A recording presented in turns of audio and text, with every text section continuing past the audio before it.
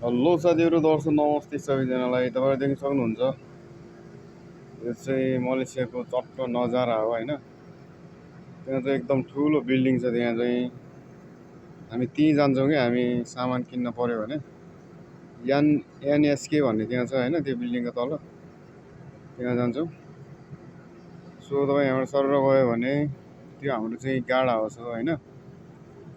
त्यहाँ चाहिँ guard house, हामी त्यहाँबाट इन आउट त्यहीँबाटै हुन्छौँ हामी होइन। आउने पनि ठाउँ त्यही हो, जाने पनि ठाउँ त्यही हो।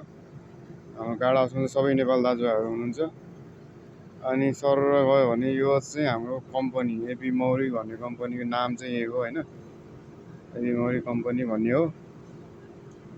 सो यहाँबाट सर गयो भने हामी यही यहाँबाट सर उता गयो भने चाहिँ हामी यही एपी मौरी लेखेको छ नि, त्यहीँ हामी काम गर्छौँ होइन। अनि यहाँबाट सर आयो भने तपाईँहरू यहाँ चाहिँ यो ठुलो हेड अफिस हो होइन। अफिस चाहिँ यहीँ छ, हाम्रो कम्पनीभित्रै छ।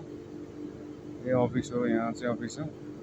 माथिको तलामा चाहिँ अफिस, तलको चाहिँ बेकरी छ होइन, बेकरी। सो हामीले यहाँ बनाएको रो मेटेरियलहरू त्यहाँ चाहिँ चेक हुन्छ माल बन्छ कि बन्दैन भने। अनि यहाँ चाहिँ अब स्टोर भइहाल्यो, यता त्यो पुरै स्टोर छ होइन, यता पुरै स्टोर छ।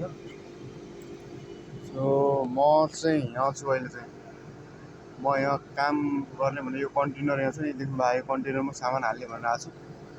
सो त्यही हो मलेसियाको जिन्दगी, जो रमाइलो छ। झम्म पानी पर्छ, मौसम चाहिँ एकदम राम्रो मन पऱ्यो चाहिँ मलाई चाहिँ होइन।